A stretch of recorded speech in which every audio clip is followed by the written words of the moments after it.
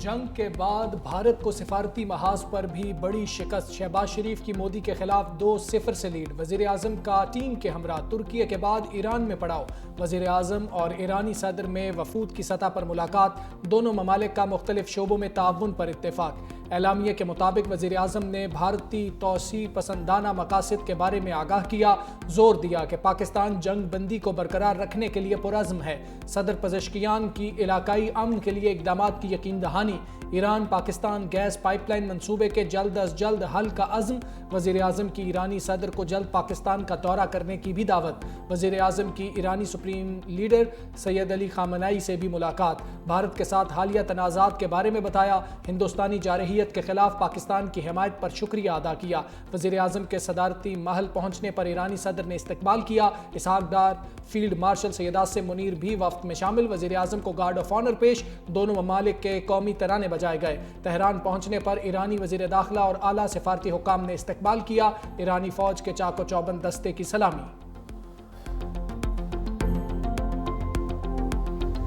بھارت سے پانی، دہشت گردی اور تجارت پر بات کے لیے تیار ہیں، وزیر اعظم شہباز شریف کی پیشکش، تہران میں ایرانی صدر کے ہمراہ پریس کانفرنس کے دوران کہا، پاکستان خطے میں امن و سلامتی کا خواہاں ہے، مسئلہ کشمیر سمیت تمام تنازعات حل کرنا چاہتے ہیں، بہادر افواج نے دلیرانہ کارروائی کی، عوام کی طاقت سے کامیابی حاصل کی، جارحیت ہوگی تو ہم اس کا بھرپور جواب دیں گے۔ مزید کہا کہ غزہ کی صورتحال انتہائی تشویشناک ہے، 50,000 سے زیادہ لوگوں کو شہید کیا گیا، وقت کا تقاضا ہے غزہ میں فوری اور دیر پا جنگ بندی کو یقینی بنایا جائے۔ ایرانی صدر مسعود پزشکیان نے کہا کہ پاکستان اور بھارت کے درمیان جنگ بندی کا خیر مقدم کرتے ہیں، خطے کی ترقی اور خوشحالی امن سے ہی ممکن ہے۔ OIC کے پلیٹ فارم پر دونوں ممالک کا موقف یکساں ہے، فلسطینیوں کی نسل کشی پر عالمی برادری کی خاموشی سوالیہ نشان ہے۔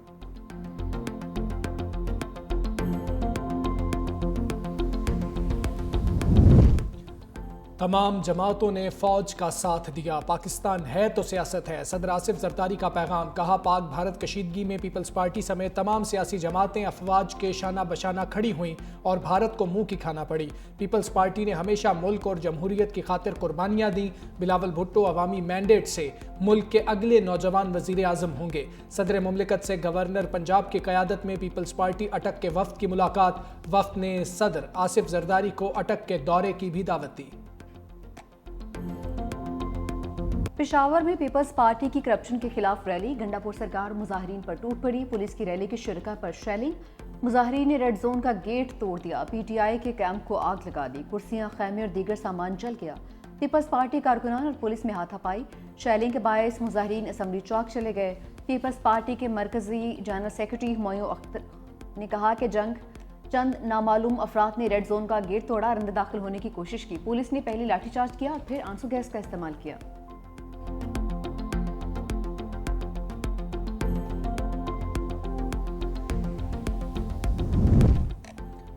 ہم لاٹھیوں اور ڈنڈوں سے ڈرنے والے نہیں، بلاول بھٹو کا سخت رد عمل، پشاور میں صوبہ بچاؤ تحریک کے سلسلے میں پیپلز پارٹی کی ریلی پر تشدد کی مذمت، کہا نہتے سیاسی کارکنوں پر تشدد کر کے بزدلی کا ثبوت دیا گیا، PTI کی صوبائی حکومت کا فاشسٹ چہرہ خیبر پختونخوا کے عوام نے دیکھ لیا، پرامن احتجاج کا راستہ روک کر دراصل بدترین کرپشن کو چھپانے کی ناکام کوشش کی گئی، پرامن سیاسی کارکنوں پر آنسو گیس کی شیلنگ قابل افسوس ہے، ہم اوچھے ہتھ کنڈوں سے ڈرنے والے نہیں، ہمارے کارکن خیبر پختونخوا کی کرپٹ حکومت کا سامنا کرنے کو تیار ہیں، کرپٹ اور نااہل صوبائی حکومت کا تعاقب جاری رکھیں گے۔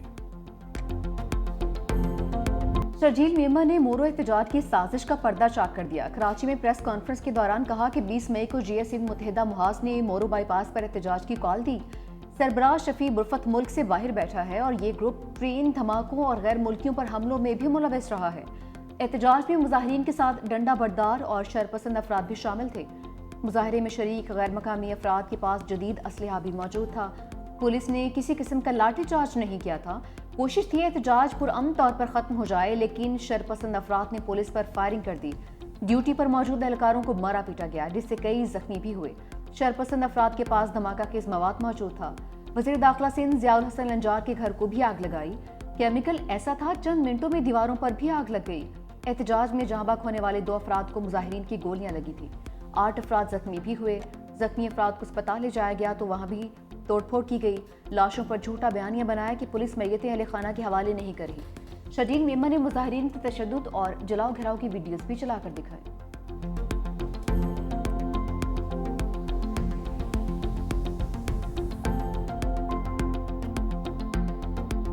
خوزدار اسکول بس حملے میں ملوث دہشت گرد گرفت میں آ گیا۔ فتنہ الہندوستان BLA کا تخریب کار کراچی سے گرفتار۔ CTD اور حساس اداروں نے زکریا اسماعیل عرف ذوالفقار کو ہزارہ گوٹ سے حراست میں لیا۔ سیٹلائٹ فون، پستول، جعلی افغان شناختی کارڈ اور نقدی برآمد۔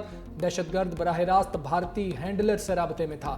خوزدار دھماکے سے 29 منٹ پہلے BLA کے فیلڈ کمانڈر حامد داؤد سے رابطہ کیا۔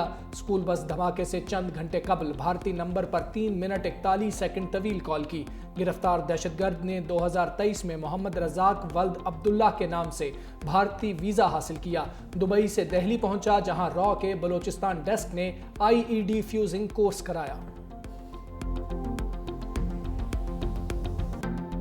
مودی کی دریائے سندھ کا پانی ہڑپ کرنے کی نئی سازش۔ لداخ میں 10 متنازع میگا ہائیڈرو پاور پروجیکٹس بنانے کا اعلان۔ پاکستان کے معروف آبی ماہر ارشاد عباسی نے بھارت کے اسکینڈل کو بے نقاب کر دیا۔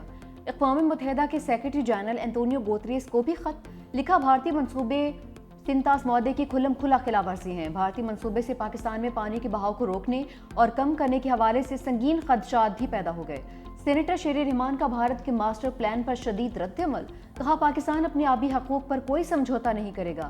بھارت کا دریائے سندھ کا پانی روکنا سنتاس معاہدے کی خلاف ورزی اور عالمی قوانین کی پامالی ہے۔ اپنی دریاؤں کے تحفظ کے لیے ہر حد تک جائیں گے۔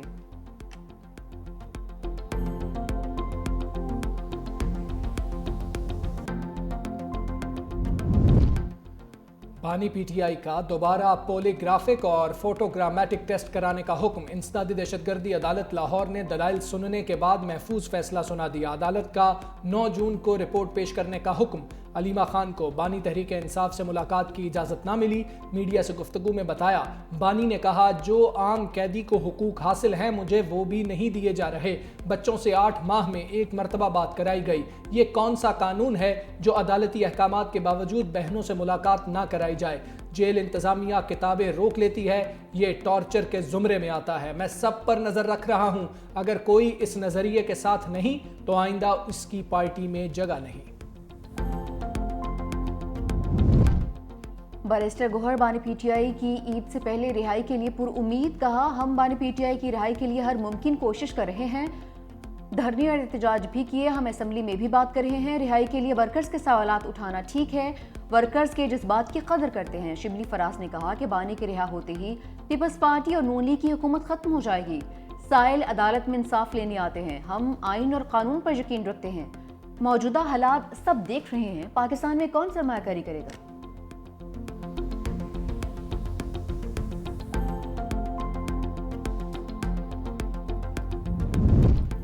زیادہ سختی نہ کریں، ساس بھی کبھی بہو تھی۔ جسٹس ہاشم کاکڑ کے دلچسپ ریمارکس۔ 9 مئی جناح ہاؤس حملہ کیس کے ملزم کی ضمانت منظور۔ استفسار کیا کہ 2 لوگ ایک ہی پولیس والے کو زخمی کیسے کر سکتے ہیں؟ پولیس والے نے ایک ہی الزام 2 لوگوں پر کیسے لگا دیا؟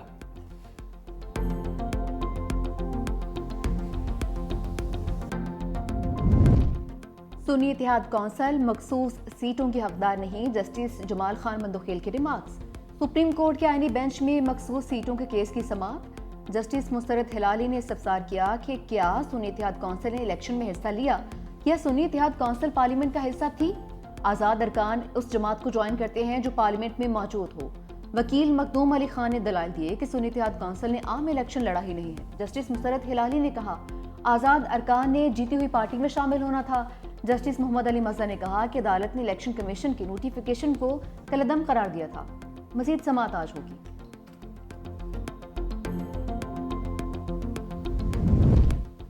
خاتون اول آصفہ بھٹو زرداری سے سابق ایرانی صدر شہید ابراہیم رئیسی کی صاحبزادی ڈاکٹر ریحانہ رئیسی کی ملاقات۔ شہید صدر ابراہیم رئیسی اور شہید محترمہ بینظیر بھٹو کے لیے دعائے مغفرت۔ ملاقات میں علاقائی تعاون پر بھی تبادلہ خیال۔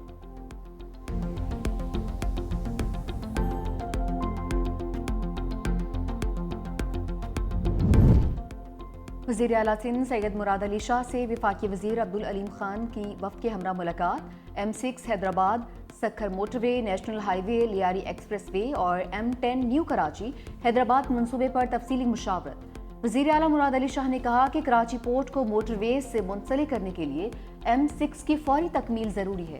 وفاقی وزیر نے کہا کہ منصوبے کو 5 حصوں میں تقسیم کر کے 3 سیکشنز کی فنڈنگ مکمل کر لی، باقی حصوں کے لیے فنڈنگ کے حصول پر کام جاری ہے۔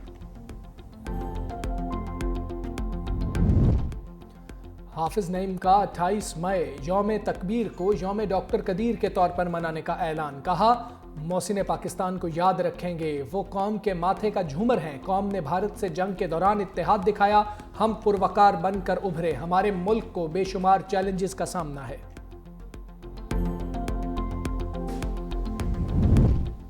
چلو کویت چلو، 19 سال بعد پاکستانیوں کے لیے ویزا پابندی ختم۔ کویت کی جانب سے پاکستانیوں کو ورک، فیملی وزٹ، سیاحتی اور کمرشل ویزے جاری کیے جائیں گے۔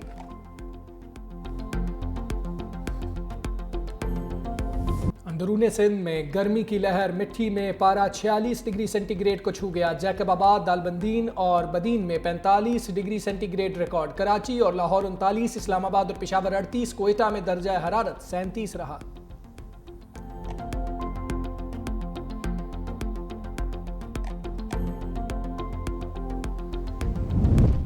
ملک بھر میں آندھی اور بارشوں کا ایک اور الرٹ۔ 27 سے 31 مئی تک بیشتر اضلاع میں آندھی، گرد آلود ہوائیں اور بارش کی پیش گوئی۔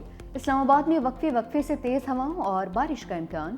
راولپنڈی، گجرات، جہلم، گجرانوالہ میں تیز ہواؤں کے ساتھ بارش متوقع۔ لاہور، سیالکوٹ، فیصل آباد، سرگودا اور میاں والی میں بادل برسیں گے۔ پشاور، مردان، نوشہرہ میں گرج چمک کے ساتھ بارش ہوگی۔ کوئٹہ، یوب، بارکھان، خوزدار میں آندھی کے ساتھ بارش ہوگی۔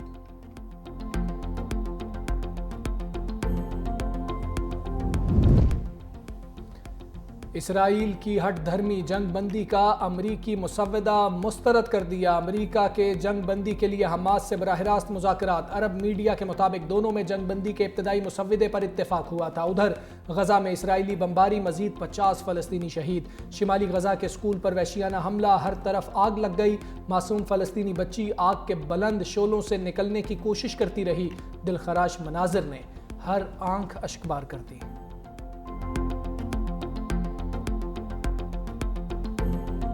غزہ میں اسرائیلی بربریت کے خلاف عالمی برادری کی صف بندی۔ اسپین میں اجلاس کے دوران عرب اور یورپی رہنماؤں کے اسرائیلی اقدامات کی مذمت۔ اسپین نے اسرائیل پر پابندیاں لگانے کا مطالبہ کر دیا۔ فلسطینی وزیر اعظم محمد مصطفیٰ نے کہا کہ ہم امن کی جانب تیز ترین پیش قدمی چاہتے ہیں۔ یورپی ملک مالٹا کا فلسطینی ریاست کو تسلیم کرنے کا اعلان۔ وزیر اعظم رابرٹ ٹبیلا نے کہا کہ انسانیت سوز المیہ پر آنکھیں بند نہیں کر سکتے۔ فلسطین کو ریاست تسلیم کرنا اخلاقی ذمہ داری ہے۔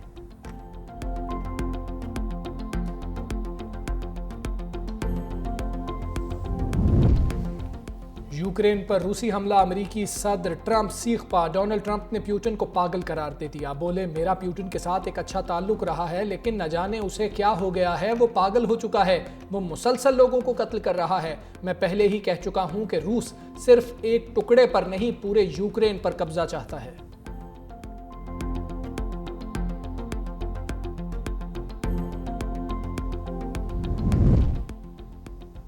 صدر تو ہے مگر بیچارہ شوہر بھی تو ہے۔ فرانسیسی صدر میکرون کو غیر ملکی دورے پر اہلیہ نے تھپڑ دے مارا۔ ویتنام دورے پر طیارے سے باہر نکلنے لگی تو اہلیہ نے ہاتھ گال پر رسید کیا۔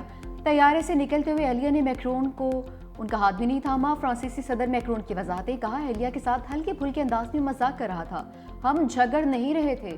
میڈیا نے واقعے کو آفت بنا کر پیش کیا۔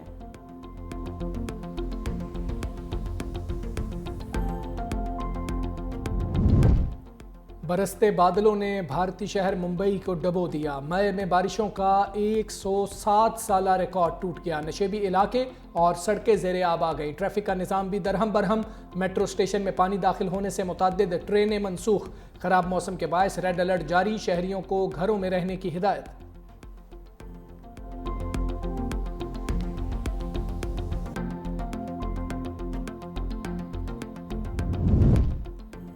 لندن میں پاکستانی اداکارہ ماہرہ خان کے ساتھ ہراسانی۔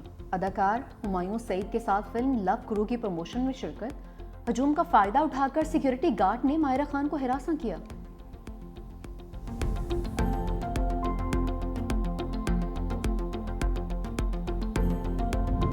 گلیڈیٹرز کا دھڑن تختہ، قلندرز تخت نشین۔ لاہور قلندرز تیسری مرتبہ پی ایس ایل کی چیمپئن، فائنل میں کوئٹہ گلیڈیٹرز کو 6 وکٹوں سے مات۔ 202 رنز کا ہدف آخری اوور میں حاصل کر لیا۔ کوشال پریرا جاندار اننگز پر میچ کے ہیرو قرار۔ جیت کے بعد کھلاڑیوں کا جشن، صدر آصف زرداری نے فاتح ٹیم کو ٹرافی تھمائی، کھلاڑیوں کو میڈلز پہنائے۔ صدر مملکت نے chairman P C B Mohsin Naqvi کو بھی میڈل پہنایا۔ لاہور قلندرز کے کپتان شاہین شاہ آفریدی ایونٹ کے بہترین بالر قرار۔ Hasan Nawaz player of the tournament, Sikandar Raza all rounder of the tournament ٹھہرے۔ ایمرجنگ پلیئر کا اعزاز لاہور قلندرز کے محمد نعیم لے اڑے۔ قذافی اسٹیڈیم میں آتش بازی کا شاندار مظاہرہ۔